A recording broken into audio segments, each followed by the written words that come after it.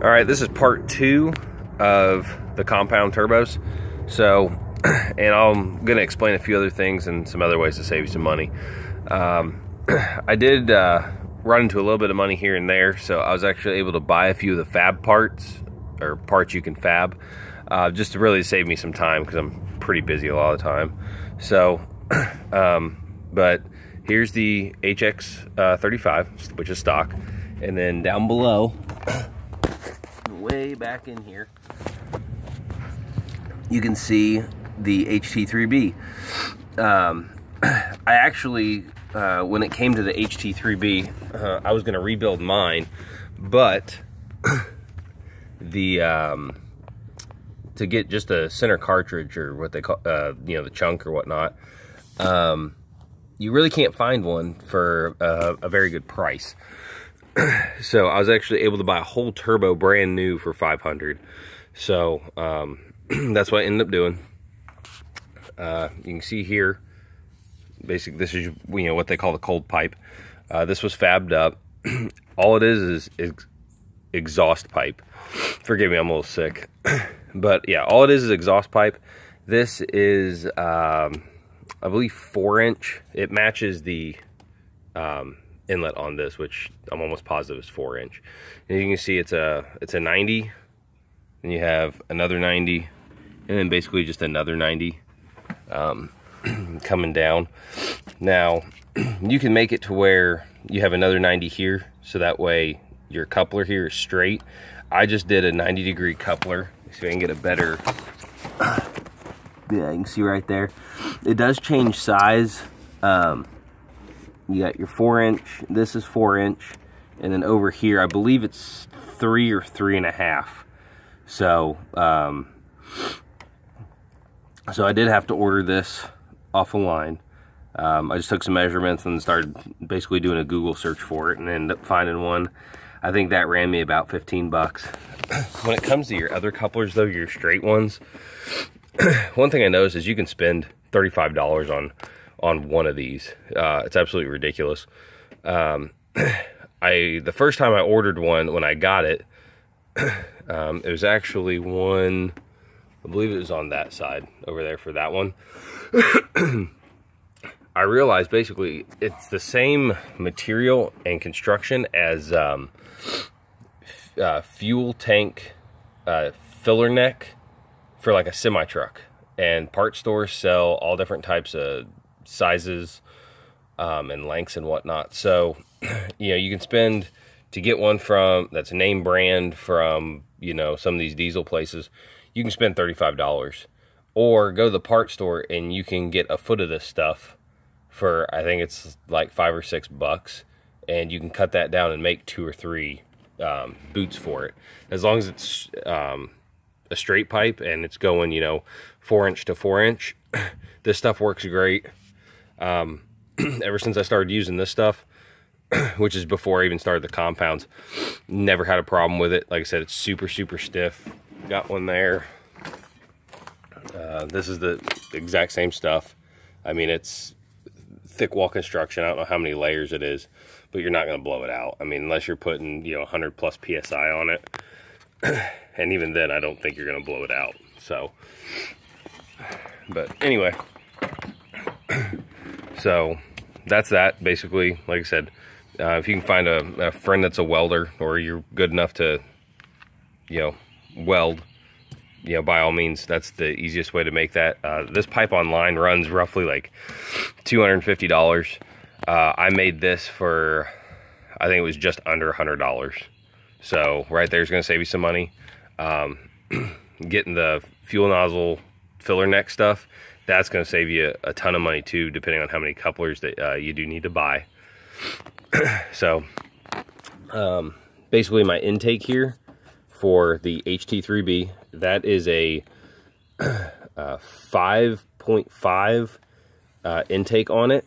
And then the rubber boot, I couldn't find a 5.5 intake boot, so I had to find a 5-inch, and then basically let it sit out in the sun and stretch it over, which is kind of a pain. But once it's on and you get it pushed on far enough, put the clamp on, it's not going anywhere. And then this is just a 5-inch 45-degree exhaust pipe. I think it runs about 30 bucks, maybe 40-ish, something like that. Local parts store, most of them have to order it. So, but yeah, that's that.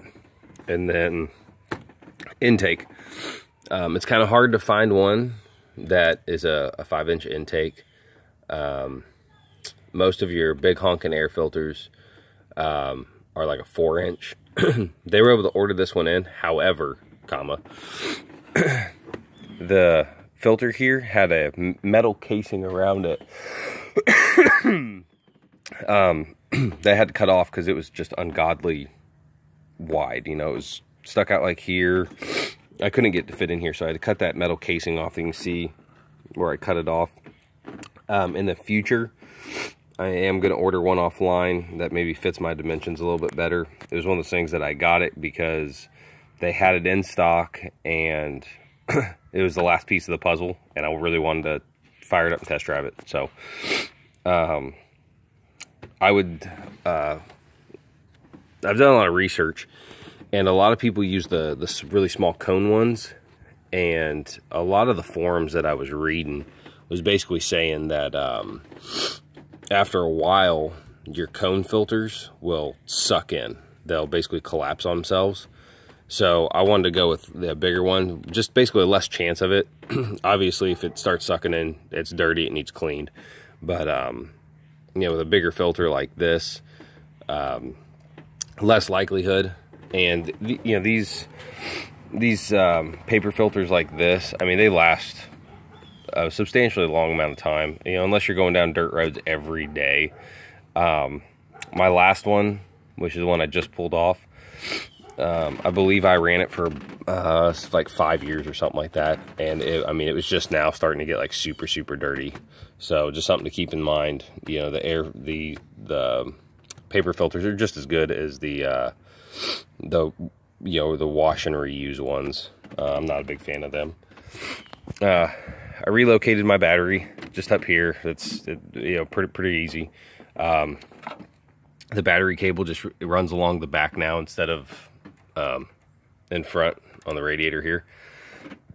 A lot of the kits you see online, they have a 90, and then your air filter sits back here, which, whichever way you want to go, it doesn't matter.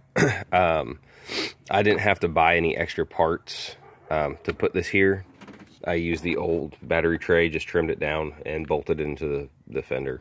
So for me, it didn't cost me any extra money because to run the 5-inch intake, to do a 90 and to get it to where it would bend and everything, I was going to have to buy more piping, weld more, and I just didn't want to do that. I was trying to keep it as cheap as possible. Like I said, I did run into some money while doing this, so I was able to actually just order a hot pipe to save me a little bit of time configuring. But I had one somewhat built, welded and whatnot. I was having some issues with getting it to where it set the turbo perfectly, so I just went ahead and, like I said, I bought this. If you're gonna buy it though, you're looking about $250 for this hot pipe. You can see there's not much to it. It's basically a plate, some exhaust pipe, and then a new flange. You can actually take your flange off the turbo, weld your exhaust pipe to it, and then just find a piece of plate steel. That's what I had done. I was just having issues as far as clocking it too close to the motor or too far away from the motor, because if you're not careful, let's see if I can get down in here and show you. You'll start hitting your AC stuff, so you do have to be careful when you're fabbing it, just FYI. Sit it a little closer to the motor, you're better off, especially if you're gonna make a downpipe too. And I'll let me go ahead and show you that one real quick.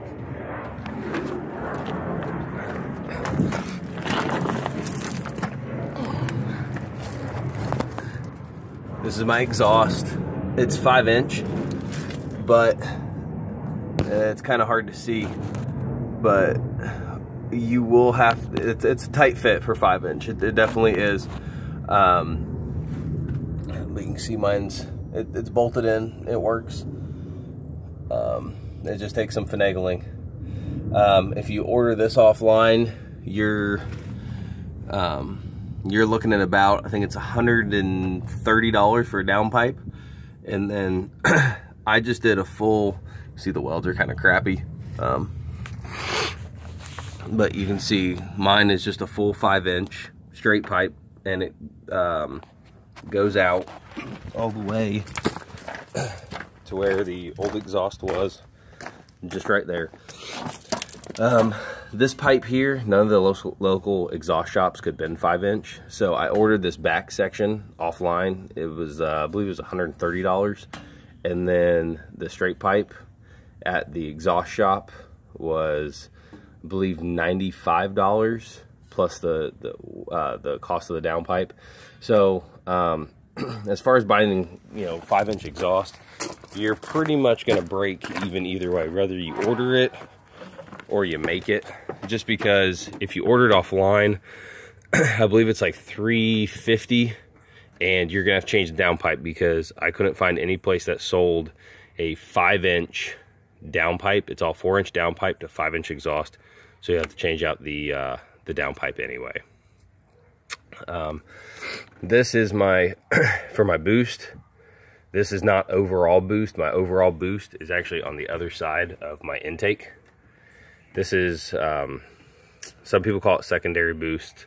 Some people call it, I think it's like secondary boost or something like that. I don't remember. There's like 2 different names for it. But yeah, I just ordered a little bung. It was like $3. Welded it in, and then now you've got boost pressure for, basically what this one's putting out. And then, which other one's putting out, which, like I said, is over there. Let's see, what else? As far as the oil feeds for the turbo, I basically just, one of them is teed in. So this is the oil feed for the bottom one, which is the HX35. My oil pressure sending unit is right here. And then this one here, because there's 2 spots. Let's see if I can get you to see that. There's basically 2 spots. One's kind of back here. It's kind of hard to see, but right here. 2 spots, so you just tap into both of them. It's not a big deal. And then, let's see what else. Oh. Spring gate actuator right here.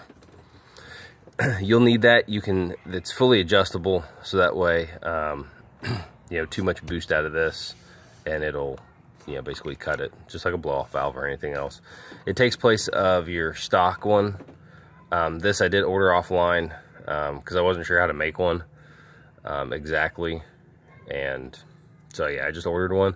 It was $95 plus shipping. So that is one thing that you will definitely need to order.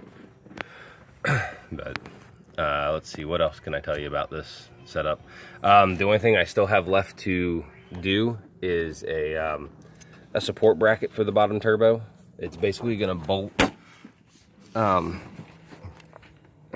to header bolts and then go down. It's going to sit, I believe it's on the front side of the manifold, so it'll basically right down there is where it'll go and sit, if I remember right. Actually, one more thing. Your EGT, basically I drilled and tapped the manifold and put a T in, so I have my EGT probe right here, and then right on the back side there you can see your drive pressure. You'll need that, and then for the drive pressure, the copper coil. I don't know if you'll be able to see it or not, but it's way back in here. There it is. Yeah, so the reason you have the copper coil, if you didn't know, is basically to cool down that air pressure before it gets to the sending unit. If you plug that sending unit straight into your manifold, you're gonna fry it, plain and simple. So I think that's pretty much it. If I have missed anything or you want further instructions on something, just comment, and don't forget to like and subscribe. Thanks.